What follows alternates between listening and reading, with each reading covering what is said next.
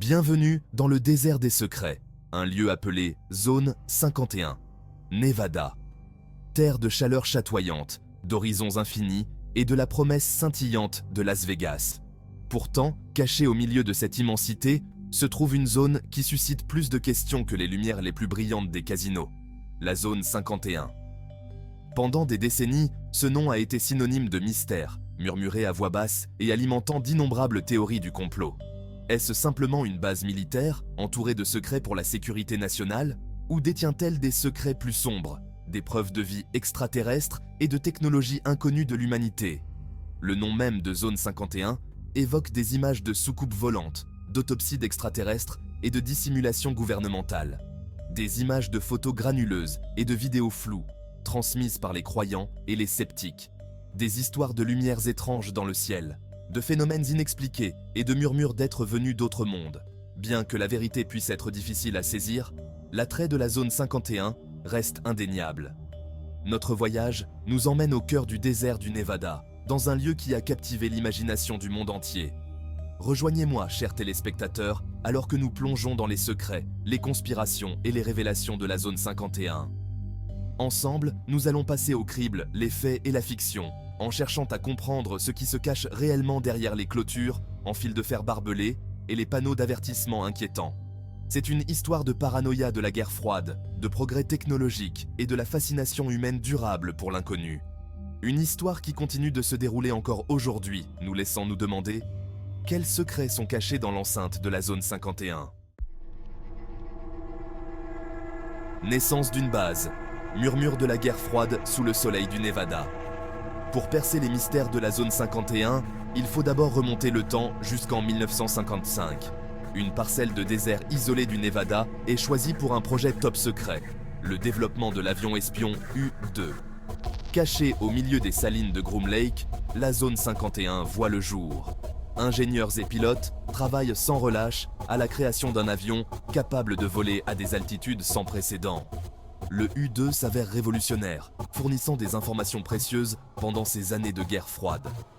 À mesure que la technologie progresse, le besoin de secrets s'accroît également. La base s'agrandit, englobant les essais d'autres avions de pointe, notamment l'A-12 Oxcart et le SR-71 Blackbird. Les yeux rivés vers le ciel, OVNI et l'énigme de Roswell. Alors que le monde entier observe le ciel, captivé par la course à l'espace et la possibilité d'une vie extraterrestre, les observations d'objets volants non identifiés, ou OVNI, se multiplient. Ces rapports, souvent accompagnés de photographies granuleuses et de témoignages oculaires, enflamment l'imagination du public et alimentent une fascination croissante pour la vie extraterrestre. Un événement en particulier allait devenir synonyme du mystère des OVNI et de la possibilité de dissimulation gouvernementale, l'incident de Roswell en 1947. Lorsqu'un fermier découvre d'étranges débris dans son champ près de Roswell, au Nouveau-Mexique, la rumeur se répand rapidement qu'une soucoupe volante s'est écrasée. Alors que l'armée prétend initialement que les débris appartiennent à un ballon météo, beaucoup pensent qu'il s'agit de la preuve de quelque chose de bien plus extraordinaire. L'incident de Roswell devient un moment déterminant dans l'histoire des OVNI, alimentant d'innombrables livres, documentaires et théories du complot. Il projette également une ombre menaçante sur la Zone 51. L'épave récupérée à Roswell, si elle était effectivement d'origine extraterrestre, aurait-elle pu être transportée vers cette base désertique isolée pour y être analysée? L'insistance du gouvernement à garder le secret sur la Zone 51 ne fait qu'alimenter ses soupçons. Que cache-t-il, se demandaient beaucoup, si ce n'est la preuve d'un contact extraterrestre? Bien qu'aucune preuve concrète n'ait jamais été présentée, l'association entre la Zone 51 et l'incident de Roswell reste profondément ancrée dans la culture populaire.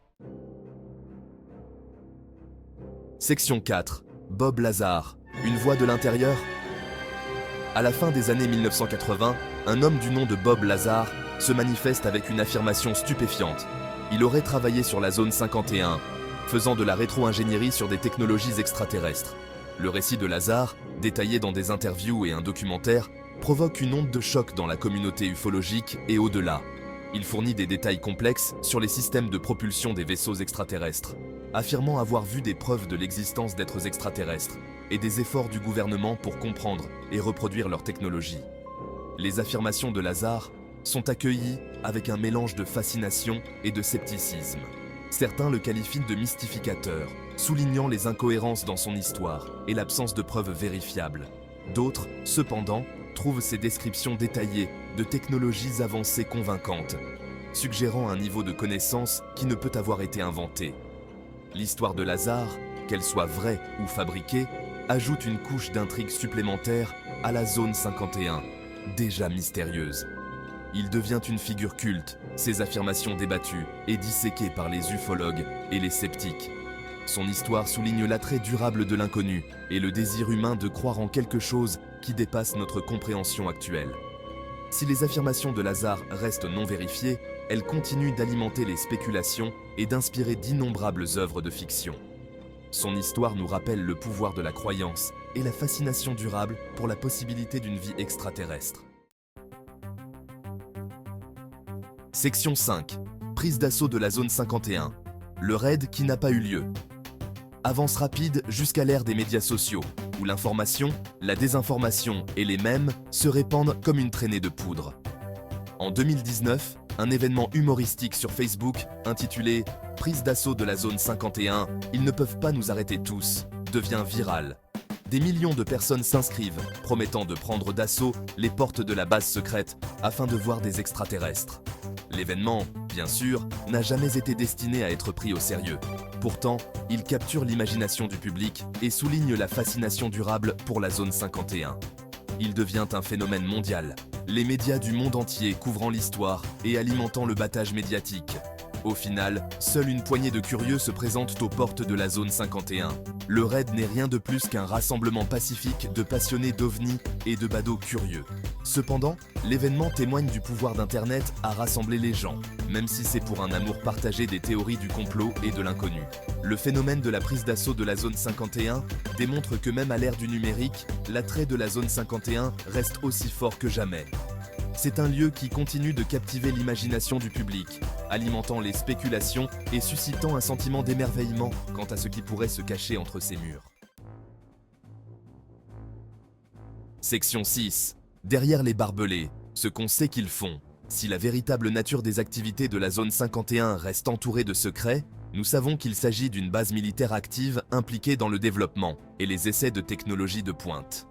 Au fil des ans, le gouvernement a progressivement déclassifié certaines informations sur la base, reconnaissant son existence et son rôle dans le développement d'avions et de systèmes d'armes de pointe.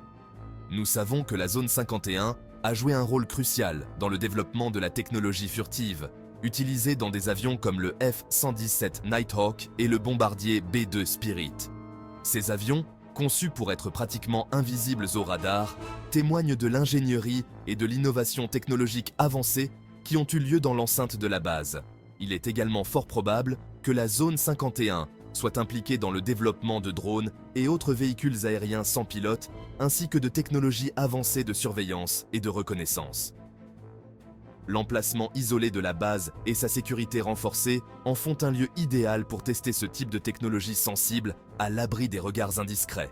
Si le gouvernement reste discret sur les détails de ses activités actuelles sur la zone 51, il est clair que la base continue de jouer un rôle essentiel dans le maintien de l'avance technologique des États-Unis en matière de capacité militaire et de renseignement. Section 7. La vérité est ailleurs. Les mystères persistants de la zone 51.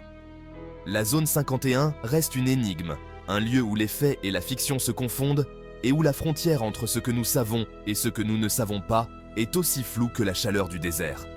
Malgré la déclassification progressive de certaines informations par le gouvernement, de nombreuses questions restent sans réponse. Que se cache-t-il réellement derrière les clôtures en fil de fer barbelé et les panneaux d'avertissement inquiétants? Existe-t-il des installations souterraines secrètes, comme certains le prétendent, abritant des vaisseaux spatiaux extraterrestres capturés ou menant des expériences sur des technologies extraterrestres? Y a-t-il un fond de vérité aux histoires de corps d'extraterrestres récupérés et de dissimulation gouvernementale? Si nous ne connaîtrons peut-être jamais l'étendue réelle des activités de la zone 51, l'existence même de la base nous rappelle le pouvoir durable du secret et la fascination humaine pour l'inconnu. C'est un lieu qui continue d'enflammer notre imagination, alimentant les spéculations et suscitant un sentiment d'émerveillement quant aux possibilités qui se trouvent au-delà de notre compréhension actuelle.